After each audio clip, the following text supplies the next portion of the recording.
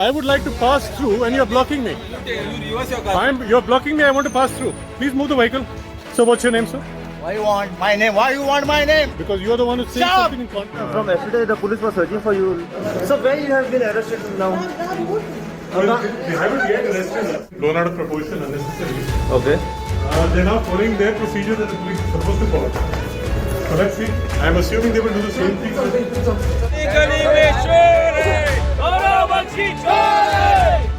हांव मागता म्हणजे मुख्यमंत्र्याकडे सर आयज ताणें तुज्या कॅबिनेटा भितर एका मंत्र्याक ताणें तशें म्हटलां ताका आतां इतली कॉन्फिडन्स वाडला आसतली तो फाल्यां खंयच्या आमदाराक कितें म्हणूं शकता. The job of the media is just to state the facts. I came across these things. He's a real estate agent. GAURAV BAKSHI is not a real estate agent. I'd like to say that everything that the Minister Hankar has been stating in media is entirely false, mischievous, and factually incorrect.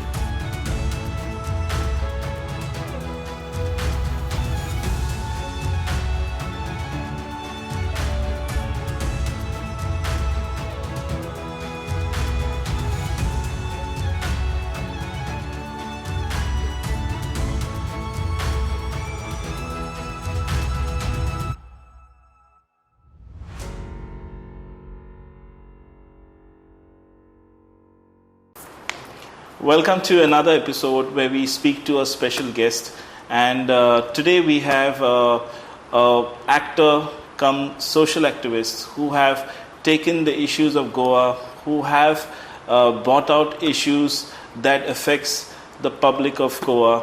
I mean, what more we can say but just talk to him. Thank you so much for having us, sir. Most welcome.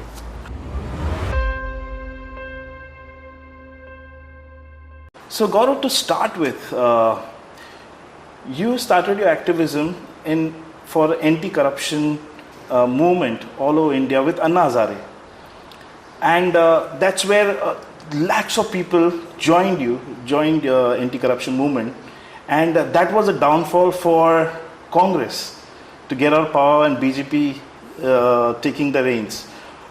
Some people say that it was backed by BJP, not necessarily with funding, but the support, the back support. How much of that is true? So firstly, you're taking me back to another lifetime, and it was a very significant period of time of change that the country saw. Right. And it was not like there was actually millions and crores of people globally who'd supported this. True. And the largest movement of its kind that the world has seen in, I believe, in 50 years. Yeah. So, huge times. This whole thing about being backed by somebody or the other is political, I would call it garbage that is deliberately thrown around when any party wants to malign some other entity or a person. That's a standard SOP that everybody follows. I was on the ground from day one of the movement till the end of the movement, while marching on the streets to giving talks on national media. Arvind and I would drive together and give talks in various places before the movement actually began, to try and spread the message and get support from people. Not once have I seen a single rupee either come from any other entity connected to the BJP, nor have I seen an individual connected to the BJP support us. Okay. Now, have they come as, when I say individual, I mean as an organized entity. If somebody is on the street as a BJP member, wants to come and support us on the road and walk with us on a march, that's fine, they're a citizen. So are you in touch with Anna Hazare? It's been a long time since I have connected with him. It's been now a few years. Yeah. But his team had been in touch with me. We were very, very close at one time, and still look at him with great regard for what he's done over the years. Arvind Kejriwal took up his own journey to form a political party. Now it's kind of the national party. Didn't that never cross you that you have to join him? I think at that time I was never focused on getting into politics, or even the thought of politics was never there. In fact, till now, I really don't think on those lines. My simple focus has always been, what can we do to make the country better, make life better for all of us as citizens, and all of us can grow together as a nation that lifts up those that require help and keeps us all united. Right. That's been my primary and only focus from those days of the Anna Hazare movement till what I do today. And that's why I am sort of again voicing myself in recent times. When I look around, it's just unbelievable what's happening in Goa and of course around the country also. So just doing my bit. So I was just researching on you, and I saw you have done hundreds of projects on acting front. And moving to a completely different front of activism. How did that change happen then? I'll give the analogy of women who can multitask wonderfully anywhere. And if you look at a woman, she's a housewife, she's a mother, she also works, she does various things. She can also have a hobby, whether it's music or arts or dance or anything else. So simply in the same way, for me, acting has been a wonderful hobby. It's a nice passion and an outlet that allows for some creative outlet to happen.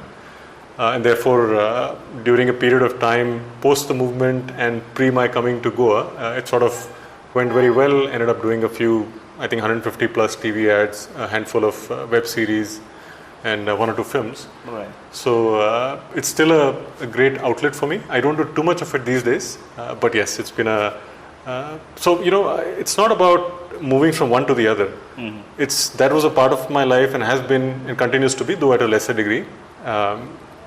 Looking out for the nation is something that I sleep and I wake up with. When I look around, what can I do? What can I do to make things better? How can I help somebody? How can we change systems, the law, those elected? How can we hold them accountable? So these are daily thoughts that come to me. In the course of my entire energy is focused on this. Yes, I take a little time off to just indulge myself in some hobbies. I love playing football also, by the way. It's not just acting, but football is very important to me for my health, for my fitness. Do you play here in Goa? I play with my wonderful Goan buddies, and we play thrice a week in Panjim. It's a very regular practice that I've done. Because I don't know when is the last time I played any sport. I think no better than Goa for football. True. It's no the doubt. Key centers of football in India. Right. I mean, it's kind of a trend that you have seen a lot of actors moving into political roles. Yes. I mean, it's kind of. Are you heading towards that direction? Active politics is not a thought that's come to me till now. Political involvement, I think, is the duty of every single citizen. So only in that capacity, if I have some ability to have a larger impact, I choose to do so. And I encourage every single citizen, all of us, if we need to take our country in our hands and ensure the right things happen, we need to voice ourselves, we need to participate, we need to give our best. Why do you choose Goa? I mean, you had a wonderful career going on and things working out for you, and then you moved to Goa and take a Susegad life. So Susikad is a wonderful word. In fact, when I understood it a little better, it means doing things in a very cool-minded manner. It doesn't really imply being lazy. Yeah. So I think it's a great way to be. It's a great approach. My purpose, rather it was my wife and I, when we were talking many, many years ago, about 13 to 14 years ago in Delhi, and we were living in Noida. I think the thought, it's obvious looking out at cities in India, there's a massive degradation of the quality of life in almost every city in India. Far worse in tier 1 cities like Delhi, Bombay, and then tier 2 and 3, the same thing is spreading everywhere. And we simply wanted to live a life where we can breathe air, clean, good quality air, look at nature, which Goa has, and just spend time in a happy, joyful manner in a place that is not, where one is not caught up in the so-called rat race and perhaps become rats in that race. Right. So we did not wish to be any part of that. So she suggested it. We came for a couple of visits, decided to make Goa home. Wow. I mean, this... It's been 10 years, by the way. I mean, that's what Goa was good for, but eventually now things are moving out to the same way, isn't it? We'll talk on that a little later. But migration is something which Goans normally would react in a way that they would not want people coming in, diluting the cultural and traditional heritage, and it's get destroyed. But this is a common narrative. How do you react to this when a person like you is fighting for Goa itself gets such comments? It's unfortunate when I hear these things, and I think largely my gut feeling is that it's a politically driven narrative which has been pushed into people's minds with the divide and rule intention, and it gives political dividends to certain parties. I think those are not worth talking about. As human beings, when we sit together, do we care about each other as Indian citizens? Do we want to know about each other, learn about each other's culture? You know, somebody wants to have Punjabi cuisine or South Indian cuisine, or go on fish curry and rice. Where is the issue?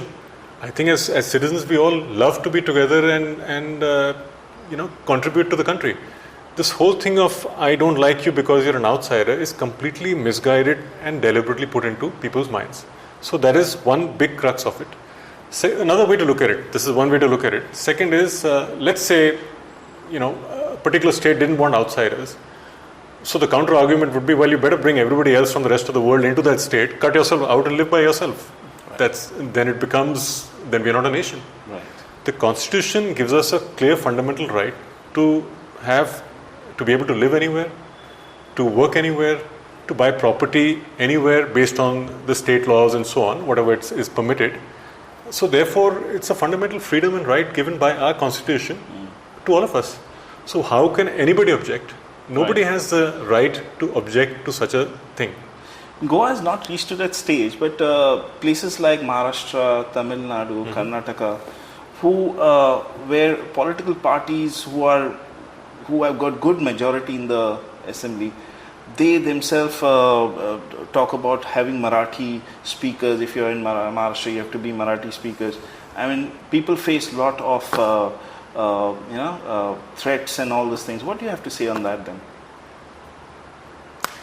So, if you look at some of the countries around the world, even India, as a nation, there is a common thread that needs to exist that ties the entire nation together. That common thread can be of one language across the country. It can be a certain way of living that we all respect and work and live sort of regard and follow together. Within this large umbrella that unites us, there are these millions of subcultures, languages and so on. I think it's wonderful if each can be given its space, but it cannot be used to divide. That's the fundamental point that we're making. You want to have Marathi in schools? Absolutely. Regional languages have a certain significance and a certain cultural importance that is a comfort to the local population. They value it, they connect to it. It's their mode of expression. Just like English should not have been forced by the British on India, similarly we cannot force one language on the other. So I think this coexistence of important regional languages along with the national language that ties the thread together, that's to me more important. Now in politics they insist that the qualification of you has to be that you speak a language and not this. I'll look at the same politicians and say, listen, how about we not have criminals first in politics? Why don't we remove all those? Let's get in certain criteria which actually matters to the country. Right? Not just because you don't speak it cannot be the criteria. It can be great understanding for that politician. Should they know the language, they'll be able to perhaps grasp the local, they'll be able to understand situations better, no doubt. But that can't be the cutoff criteria. The cutoff criteria is perhaps education to some basic extent, not having criminal backgrounds or current indulgence in criminality. These are more important to me. And ensuring that the lawmakers are not lawbreakers, not just in background, but in their actual day-to-day action as legislators.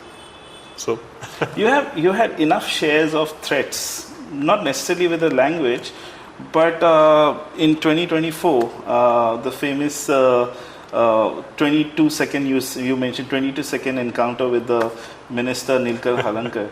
I mean, what is the truth? Though the verdict was out, what really happened on that day? It's bizarre. Absolutely bizarre. Actually, nothing happened. I just went in. I was driving by. I stopped to give a particular file at the panchayat. And of course, I was called all kinds of agents and brokers at that time, which is completely fake and nonsensical. I have never sold a property in my life, by the way. So just to make it clear, there is no such thing as being an agent. Though thereafter, anyway, let me come back to this. So I had simply stopped to give a file. Now there's this major chaos going on inside where the minister is talking and everybody's busy, and I wanted to just leave, give the file and leave. When I stopped, there was a car blocking the way. I just requested him to move, he didn't, so I got off, went in, gave the file and was leaving. they did not like my doing that. Why? Because, oh, there's a minister, how dare you stop your car in front of a minister? I said, I didn't dare. That guy dared to block the road to a public citizen, to a citizen of India. He dared. He did something illegal. I just went along because I had to run. I had more important things to do than wait for some minister to take 25 minutes to come out, move his car, and then I had to park. I couldn't even park my car. So nothing really happened. Did you feel bad that Minister of the State, the Chief Minister, said that you'll be arrested immediately without looking into your point of view? I think that was I've stated this, it's an extremely irresponsible statement by the Chief Minister. If he's making such statements, that means the head of the state is going around throwing such arrogant statements, misguided statements, without any evidence, and claiming he will act on something with no basis. How can you as a CM do this? I mean, this brings an entire question to the kind of capability this individual has. Are you capable of running the state of Goa if this is how you operate? I mean, does the law not merit you? Should you not have done a simple inquiry first? Should you not have followed the steps? Till date, no FIR has been registered against the minister. If I choose, I can get it done. I'm choosing at the moment not to, and there are more important things to do. And I think he's learned his lesson. The courts have taught him a lesson, and so is the public. Do you think it was the reason of that vehicle that you blocked that the arrest order was ordered, or was it something else that happened in Kujira?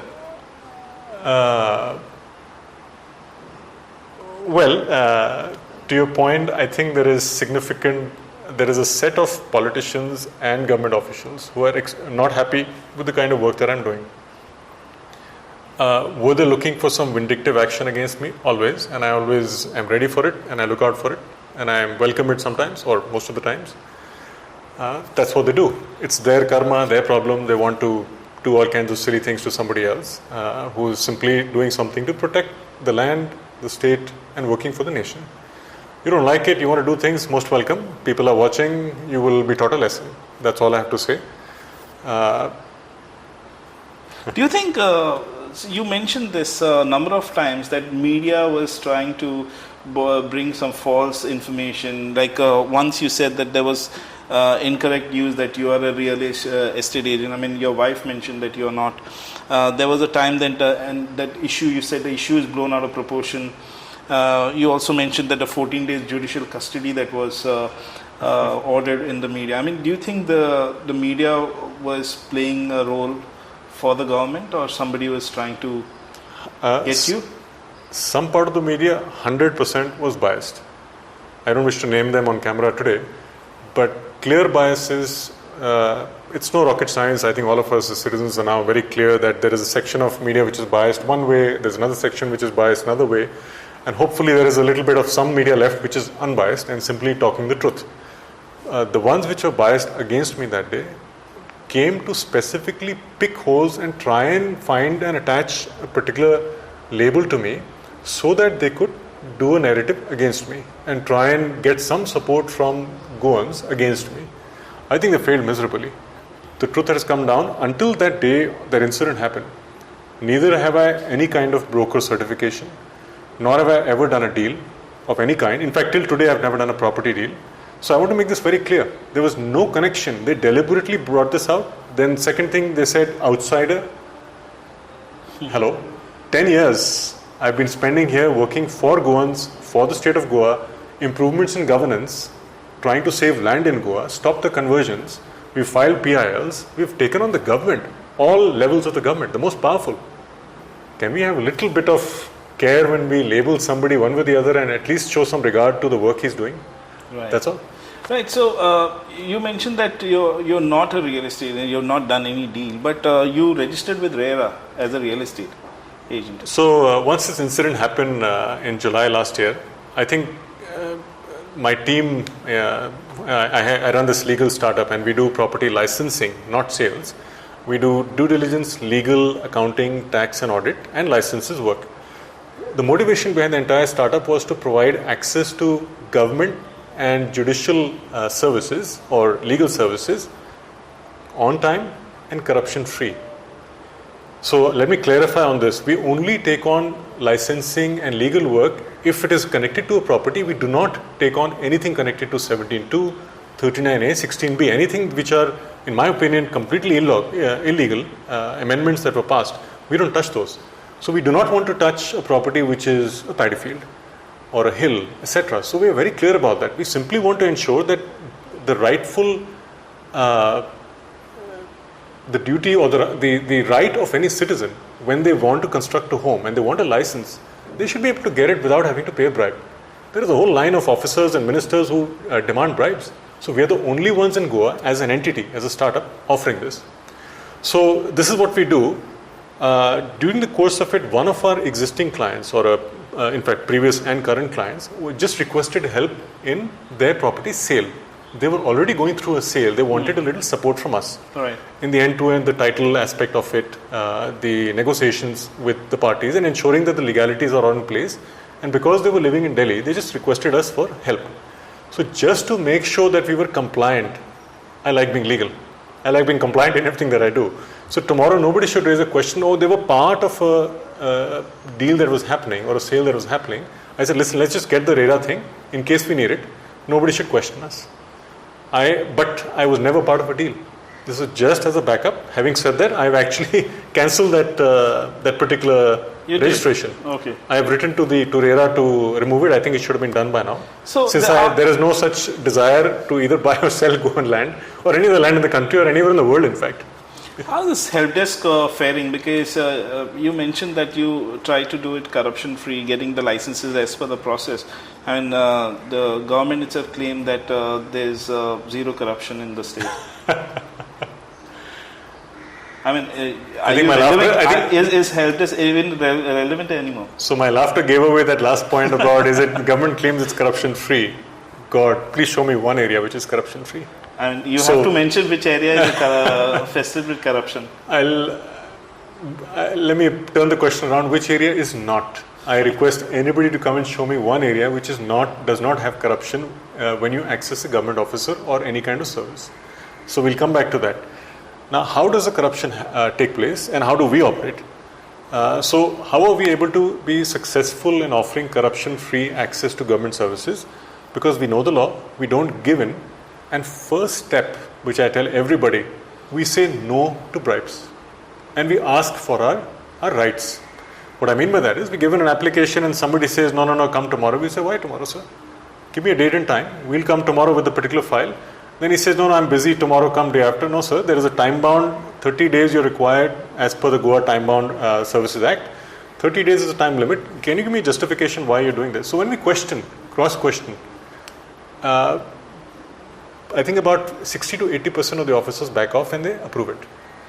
That leaves 30-40%. Yes, we need to file appeals sometimes or complaints against the officers. We do that without blinking an eye. We do that. So these are the simple techniques, if you can call them, or means that we use to get these things done. So the government that you criticize are the ones that you bought that 30 days. Do you appreciate for that? Yes. So specifically, my whole purpose is not to criticize for the sake of criticizing. If they have done something right, I will say this is a useful change that was brought in. Right. In that respect, unfortunately, there are very, very few things one can actually look at as positive. But yes, to your question, the change to the Panchayat Raj Act, which allowed for a 30-day appeal with the BDO, let's say for a construction license or occupancy, which deems approval for the two. If the Panchayat does not approve, we can approach the BDA and it's deemed approved. I think was a good positive step. All right. So 28th February, what happened? You started posting videos, started firing videos, and very animated ones. What changed on 28th February that you planned to, and till now? I think 28th February is perhaps the one which went viral. Yeah. My videos actually started in, I think it was October last year. But maybe not with initially, it was more of small issues we were taking up, but they got traction earlier this year, perhaps in February. I also don't recall the exact date. Mm-hmm. Nothing specifically happened. I was always looking to voice out. Let me put it this way. I think there's a great amount of frustration with the government across the country particularly more so in Goa. Why in Goa? Because Goa, it's a very tiny state. We all know it's very, very easy to handle, very easy to govern. You ask me, I mean, I've been in the system for the last 5 to 6 years in a very deep manner due to this, thanks to the services of the startup. And it's extremely simple. You know, it's unbelievable that the kind of mess that has been created in this state, where infrastructure, services are just gone. It's, in one level, it's horrific. At another, I feel ashamed as an Indian that what are we doing to each other? What are we doing to the citizens of this country? Instead of supporting them grow and do well in whatever they want to do, they are being bound and kept together and told, no, you have an accident on the road, you can't even drive on the road properly. You need to get somewhere, you can't reach there on time. What kind of government is this? So you are not working for the people, for sure. This is a major, major problem. So therefore, because of the work I was doing, I decided to use my voice, and nothing better than social media these days. It gives each of us access to voice ourselves to the entire world. And, it's nice to see that the Goans have appreciated it. I'm really grateful. So many. If you see, I mean, I think it's for everybody to see the comments that are being put. Everybody has supported it. Every single person. I think they're connecting with this sentiment. Not everybody supporting, isn't it? Because you have large number of people in the government itself who don't like the way you present, because you got cases against you, isn't it? In 2025, I think so, last month, there was a case against you. If you can speak on that, what really happened there? Yeah, it was like a deja vu moment. 2024 July, exact same thing happened with Neelkant. And July of 25, I think in the video I mentioned, I posted on this and spoken about this. We were on a holiday and we found out that there's an FIR on me, which the police was all trying to hide and not disclose at first. They just wanted to show up and arrest me. Nothing happened. I think it's just insecurity of Chief Minister Sawant. I think when the powerful become arrogant, arrogance is a mirror of insecurity. And he's for some reason trying to protect himself from the truth which is being spoken by me based on facts which are publicly accessible or already talked about in media, published in national or state media. I have not for a word, never have I used a word which is off from this, fact-based or publicly published by media. Why would a chief minister get scared about this and try and put me down? I know for a fact that he instructed the forest department officer to file this FIR against me. It is not the officer who wanted to file the complaint. So what was, let's talk more on that particular, because that is something which you spoke about in your video. I'm sure this is in the court and it's sub judice, but what is an open fact, you can speak to me. What area of land is covered by what you said is converted by the IPB and the forest land? So for this question, I'm going to look at my facts and so that I don't misquote something and have another FIR from Chief Minister Sawant on me tomorrow. So the entire state of Goa, approximately 60% is supposed to be forest cover as per the Forest Survey of India. That's around 2,267 square kilometers. Okay. Now out of this, recorded forest is 1,250 square kilometers. So that's recorded, protected and reasonably safe as far as we know. That leaves around 1,000 square kilometers of private forest. This is where the whole issue is that we're discussing. In this 1,000 square kilometers, the criteria of qualification used by FSI, Forest Survey of India, is of 10% canopy or more. Okay. Right? The Goa government in its wisdom decides to change this criteria and make it 40% canopy or more. So immediately they wipe off 900 kilometers approximately of private forests. This is a question in itself, because do we want to protect forests and keep green cover, which is extremely significant for life on the planet, for life, citizens to, there's a particular figure, geographically, we need to have a certain proportion of forests for survival on this planet. That's right. we need to keep these basics in mind, these fundamentals in mind before just wiping off forests with a pen. So this is one issue, is that they changed it from 10% to 40% canopy density as a criteria. So we are now talking about only 100 square kilometers. Out of this 100 square kilometers, till date, only 8.64 square kilometers has been notified. Okay. To the best of my knowledge. If there is something else from the government that I may have missed, I apologize, but as per my knowledge, it is only 8.64 square kilometers. Over the last 20 years, there have been multiple committees created. First one committee, then a second committee, third committee. Some of them have not been allowed to finish their work and been disbanded by CM Sawant as Forest Minister. Directly him.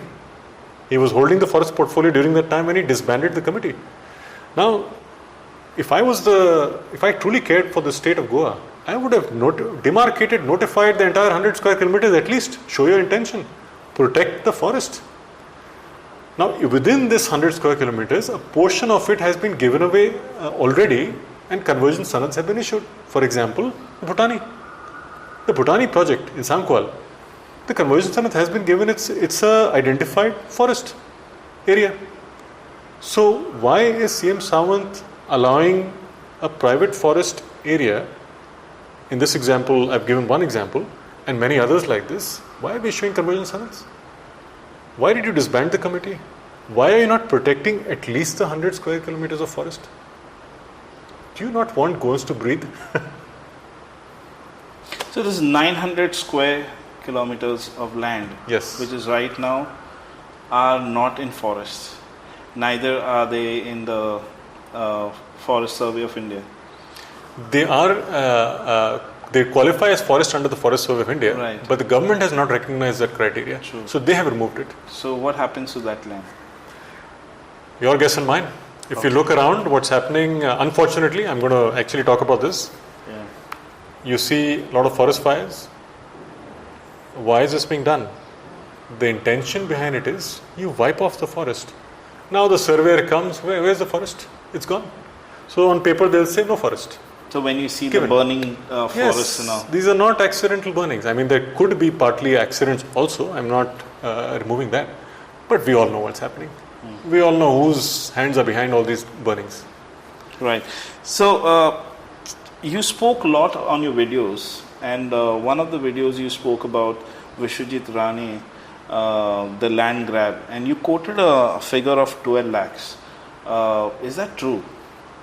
Or do you have complete conviction what you said that time? I mean, these are notified figures. So we've not used anything which is off the record. There's a whole list of 17 conversions that have, or zoning changes that have been done. Applications were made, zoning changes have happened. There's a list of all these survey numbers under 17.2, and there's a list under 39A. So we were just stating facts. These have all been already done, and these have been published in So court not cases. personally Vishwajit Rane, but the department, you mean? Who's heading it? Okay. Who created the act first? Who are the officers appointed? The officers appointed by whom? The board functions under whose thumb? Are approvals done by whom? By the board. Right. So since we're talking about conversions and all this, you also spoke widely about illegal grabbing of land, and you spoke about illegal construction that has been approved. So what do you talk about? Because that's in talks right now, and CM comes on the one of the channels and shows his conviction, I would say, that he's sure that this will go to Goans. How much do you agree with that? So there are, I think, 2-3 points I have to make here on this particular topic. First and foremost, are we a country where we allow anybody to walk into government land and Komidat land or some other public land, sit there for 10 years or 20 years, and then find I get it for free? I'm told this land is mine.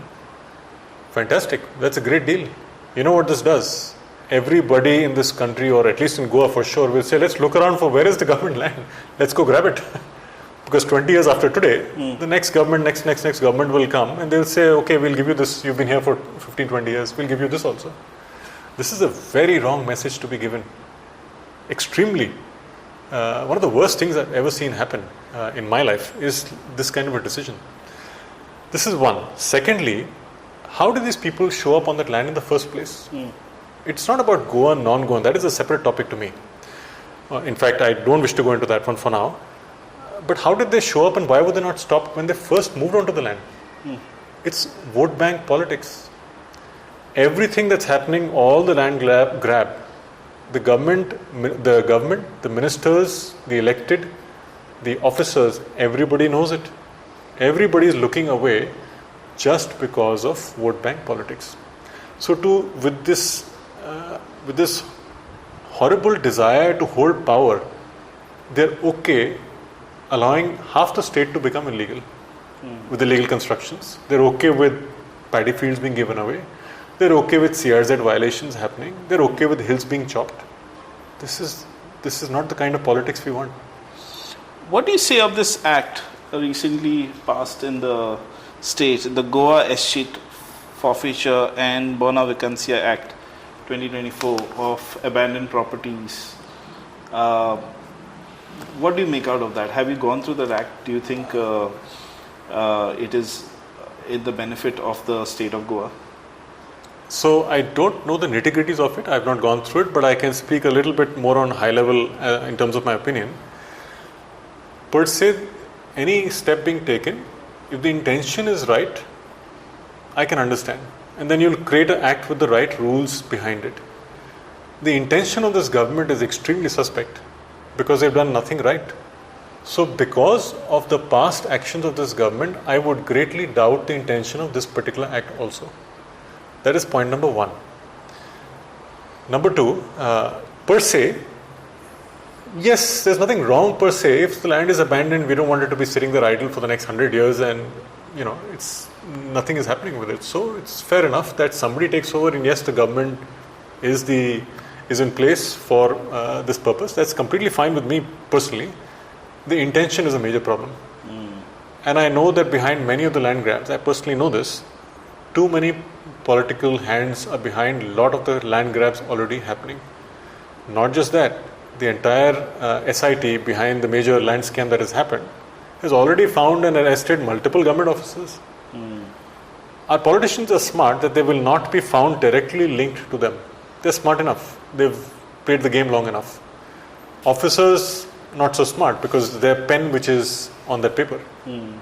Therefore, they are being caught and made the scapegoats. They deserve to be scapegoats. True. But the other guys, the bigger hand behind them is getting away scot-free. We know who it is. This is the problem. The panchayats in Goa are slowly turning into once like a dictatorship governance. I mean, this is what people, we've interviewed a lot of people and they protest against the panchayats. And it has happened lately, some decisions are questionable. How do you see this and what do you think is going wrong with our Swaraj thing that started with our forefathers, that we need to have Swaraj? I mean, what about the amendment, 74, 73rd, 74th amendment?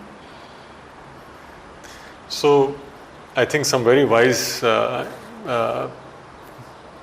beings of this country, some of the very well-known names have always said, you can create whatever system that you want, unless the human being is conscious, aware, sensible, all systems will fall apart.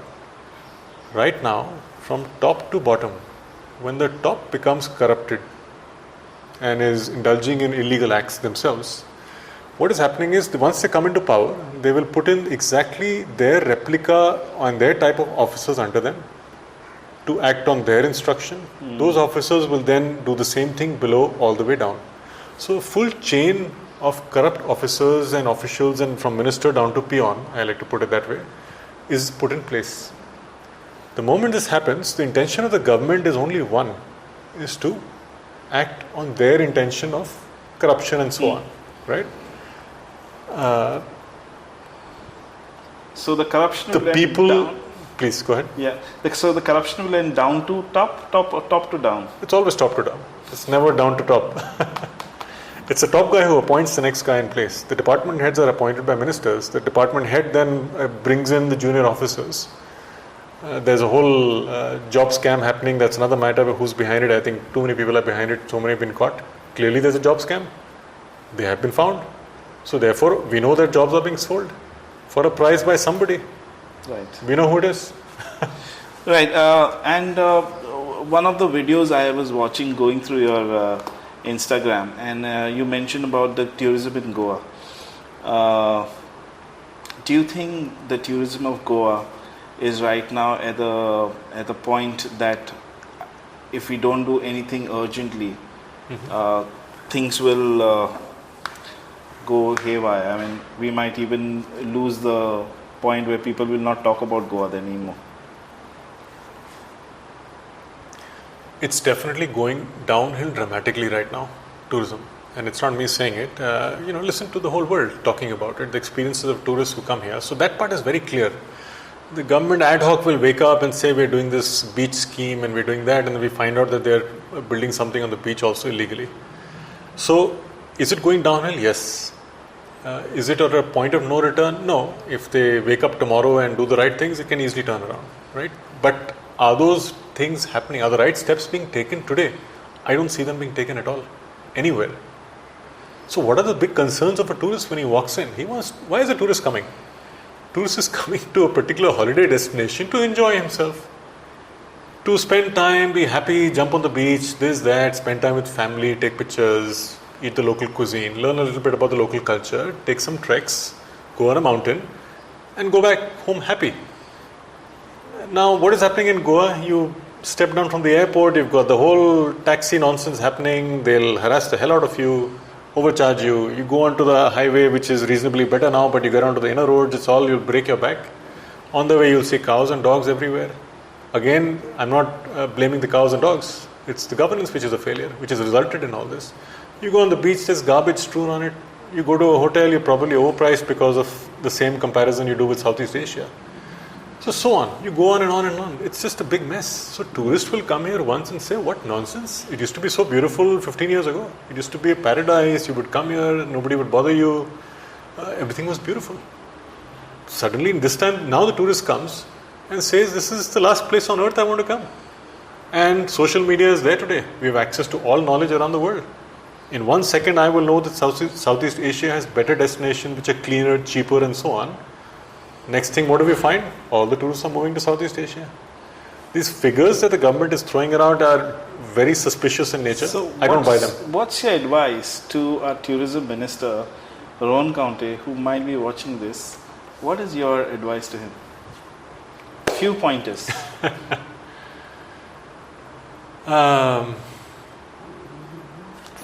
First and foremost, please do not threaten the messengers. They've been doing that to too many. From the initial viral tweet to even my voicing myself. Too many ministers are either threatening or acting on those threats. Number one, this is an important part in terms of perception. Second, the most critical part, infrastructure has to be changed. Attitudes have to be changed.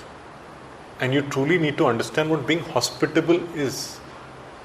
We can't just say stuff and do these so-called foreign jaunts and publicize Goa around the world with the core being unstable. The core being the infrastructure, the roads, the garbage issue, the hospitality experience in itself, the welcoming aspect of it. So he needs to fix all of these. That's my suggestion to him. Great. I mean, I think so that Goa is at a point right now where we need people like you telling about what Goa is, where Goa is heading. I mean, if you have to say to the people of Goa, what would you want to give a message to Goa? I think, unfortunately, we are in a state where the government is not working for us. So that makes it extremely critical for all of us as citizens to do what we can, whether as individuals, whether as groups, whether as shadow committees, organizations. I run a startup, you have an NGO, you're a citizen. Please do whatever you can. We need to be active locally as well as at any level that we can. It's important that sensible people voice themselves. It's important that sensible people hold the government accountable. And if they are not doing what is to be done, the right things, we take them to task, whether it is legally, on the roads, on the streets, through the dharnas, protest marches. We need to do that. The scale of destruction is increasing dramatically. And if it is not stemmed right now, it will get far worse to turn it around. And there will be nothing left for our children. It's already getting there. There's significant parts of this, it's visible. Why are we seeing floods happen on a very regular basis? Why are we seeing landslides happen on a regular basis? These are clear signs. Please, this is not about me asking you. It is about all of us realizing this, waking up and doing what we can. Let's all come together for this. Thank you so much, Gaurav, for your time and for your wise words. I'm glad that we had this discussion. And people, if you want to know about Gaurav Bakshi and how he's working for the issues of Goa, you can follow him on his Instagram, GAURAV Bakshi. And please share this video. I mean, I know this is an English, more of we do a Konkani, but we get more information when we talk to Gaurav in this, so that's why we had this in English. But please do share this video, and we'll see you next time. Thank you so much. Please like, share, subscribe to Alert Goans.